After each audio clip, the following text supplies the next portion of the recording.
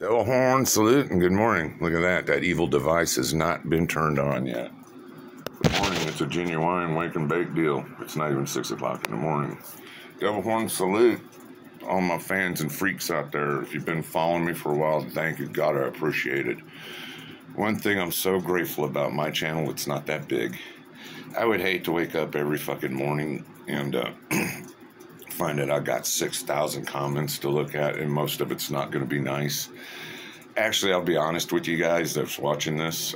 Anytime I see a comment left, I cringe.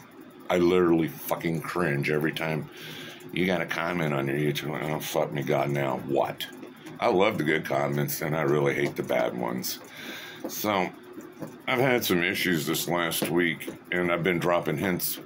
I have a snake church, Outlaw Online Snake Church, for those of you that don't know. And I've been dropping hints. Hey, guys. Damn cats. I haven't been doing good too here lately. I was in the emergency room a couple of weeks ago with severe stomach problems. I get out, and then this week it felt like somebody broke both my feet. So I've been down on my back all this week, and it's been really hard to take care of shit. You imagine having, like, you feel like both your feet been broken, but you have to still take out the trash, you still have to scoop up the cat litters, you still have responsibilities, and it's hard as hell to get shit done. I don't get no help around here. If I don't do it, it don't get done. My old lady, she's up in age a little bit. She does what she can do on her end, but there's certain things she can't do anymore. So, like our country, me and my old lady are falling apart. In fact, guys, I'm on borrowed time. I've kind of I'm dropping hints on my church, and I'm going to drop a hint today. I am on borrowed time. I don't know much longer I can keep doing this. We've been at this for 6 years now. We started in September 2018. We started with porn. It didn't work out. We went to YouTube. Took a while to come up with some things. We got some different characters, different ideas. Took a while for it to stick. I've lost one channel. I got one channel now I don't even give a fuck about. Every now and then I might make a post on it. And then I kind of started the church channel as a safe place, and it's actually got 800 subbies, so thank you. So, enough of that bullshit. Let's talk about our shit sorry fucking country. Oh, fuck me, God. You both suck. You both suck. I'm going to come straight out. You don't like it. I think they both suck. Trump is a lame duck. One term and done. He's got 4 years to get it done, and then what? If you guys elect Camel Toe, oh, Jesus Christ, we get what we deserve. I cringe at the thought that this woman becoming our leader. Nothing's going to change, guys. It's only going to get fucking worse. At least when Trump, if and when he gets elected, that bullshit war in Ukraine, I bet it comes to a stop real quick. And where we're getting in trouble, some of that might actually stop, and then maybe it even put China in check. See, you need a strong leader, but here's the problem. We gotta have a president, you stupid, dumb motherfuckers out there who vote for the left. We gotta have a guy do 8 years. Not 4, and we don't like this guy, get someone in. No, it takes 8 years for a president to be effective. How do you think we look on the world stage? We look fucked up, man. Can you imagine what's gonna happen to us? If Camel Toe's elected as supreme leader of the communist states of America, and this is what this is turning into, is flat-out communism. We get what we deserve. You know, and it's amazing how so many people jump on this communism bandwagon and think it's so fucking great, and it's not. Communism goes in, tears down statues, wipes out your history, rewrites everything, and turns society upside down, and it never fucking works. It never works. And the backlash shows from the top all the way down to the stinking low bottom. Like your LA street takeovers, flash mobs, robbing and looting 7-Elevens and stores and shit. My old lady works at a convenience store, and, you know, I look at this shit and I'm scared. Scared for the workers. And then after the mob leaves, well, who cleans up the fucking mess? Well, ain't these worthless piece of shit kids that went in there and fucking looted the store. I'm all for a draft. Oh, yeah, and if they want to send some kids to Ukraine, great. You know what that's called? It's called population control. Yeah, put on your tinfoil hat. Listen, cannon fodder is population control. Give them a little bit of training, throw them out there, they get killed. Guess what? Population controls means no more street takeovers, and you don't have flash mobs looting your 7-Elevens because they all been sent to Ukraine and now they're dead. You get the idea how this shit works. We're a victim of your own stupidity. You elect this shit. I don't. I haven't voted in years. You can't say I voted for anything because every time I ever voted, I voted for a loser, and my vote don't count. It don't. And my one vote, ain't gonna change jack shit. That popular vote, you can win a popular vote and still lose your presidential nomination. It's electoral college who votes the president, not you. Okay. Let's shift gears a little bit. I haven't watched football since they took a knee back in the Summer of Love. Some nappy-haired quarterback thought he was bigger than the NFL, bigger than social issues, and he wanted to make change like a little crybaby bitch that he is. Fuck you, dude. You fucked up the NFL and you fucked up half the world. All it takes is one crybaby son of a bitch, and there's been plenty of them, to make changes in the world, and they're not exactly good. How about that black dude that got choked out in Minneapolis? Look at the changes that he helped cause, and none of it's been good. Defunding the cops, street takeovers, lootings, murderings. I mean, that's his influence. Was it for good? No. You communists to tear down statues and everything that we used to stand for back in the day. Everything that my grandparents stood for, my parents, you destroyed. This is not the same country that when I enlisted in the Army in '83, this ain't the same country, and there is no way in hell I would sign up today, not for this bullshit. That's why there's no nationalism, there's no patriotism, there's no sense of duty anymore, thanks to changes in society that you guys helped make. You get what you deserve, man. You get what you fucking deserve. So, the NFL, oh, Jesus God. I haven't watched this shit since that asshole took a knee, and so I just out of curiosity, the other night I just turned on, it's week 1, and God, it sucked. Now, the team around here is the Chiefs, and I refuse to watch the Chiefs. I know, you guys are probably thinking I'm crazy, and I'm not.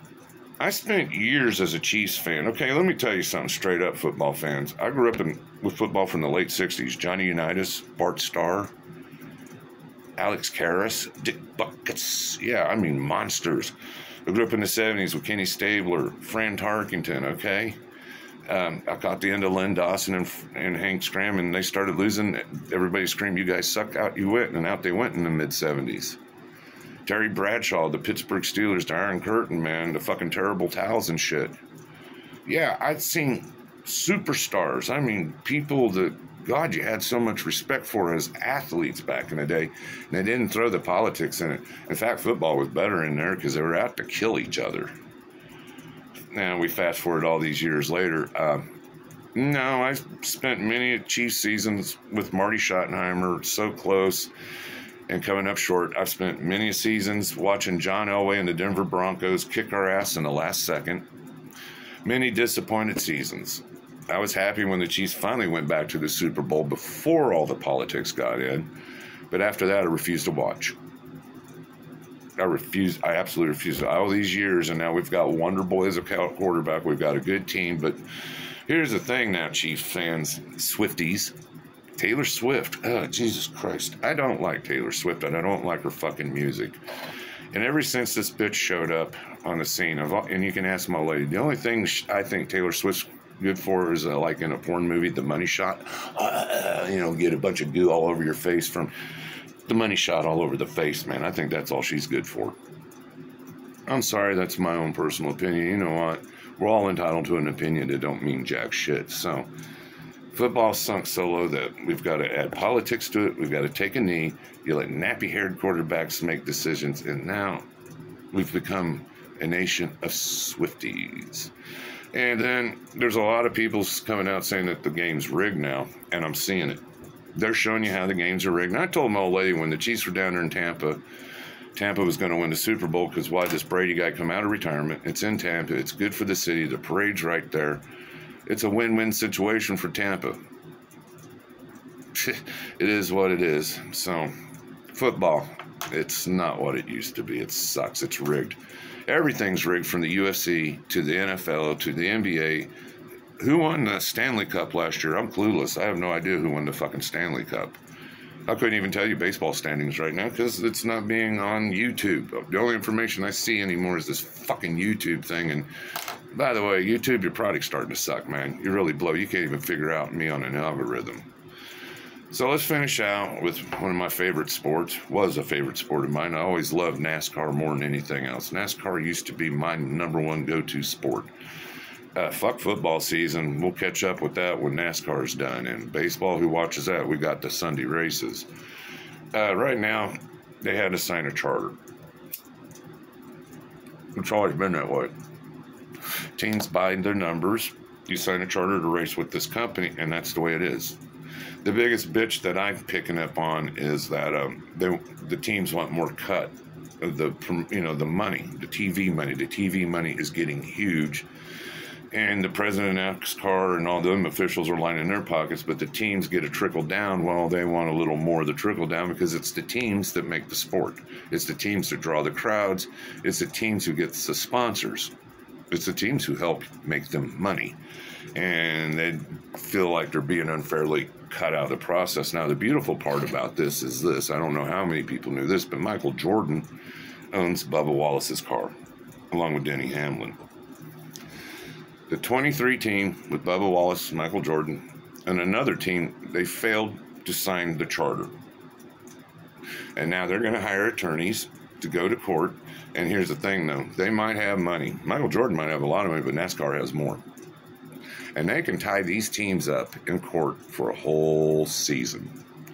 I even heard them going solo is that they'll boycott the first race of the year, which is what? The Daytona 500. You're going to boycott your Super Bowl, the Daytona 500, over contract disputes. It's pretty much, here's the product, sign a dotted line if you want to be a part of it. If not, we'll get rid of you and somebody else will come in and take your fucking place. So, if NASCAR plays their cards right, bye-bye, Bubba, and I hope you never get another ride, and you're just like that nappy-haired quarterback. You thought you were bigger than the sport, bigger than what you were, and you're nothing but a horse's ass. Or a donkey, whatever the fuck. Yeah, gave a good sport a black eye. There was already changes coming in from the office. But when you got a crybaby driver out there adding his spin to the mix, it didn't help things. So, I think I'm done rambling for a minute. I think this whole thing sucks. I'm so ashamed of my country right now. I mean, I'm not an American, I'm very patriotic, but I'm very ashamed of my country. It's turned into a fucking third world shithole. I never thought I'd ever be saying this. I thought I'd never even see what's going on out here. And now you got illegal immigrants supposedly coming in, eating my cats. Try that shit down in this part of the country, homie. It's going to get bloody and ugly. That's all I say. Horn salute, wake and bake. Catch me on the church channel here and there. It's surprising these little talks do good. It is what it is. So thanks. Hit that like and subscribe, and I'll see you next time if I have a next time.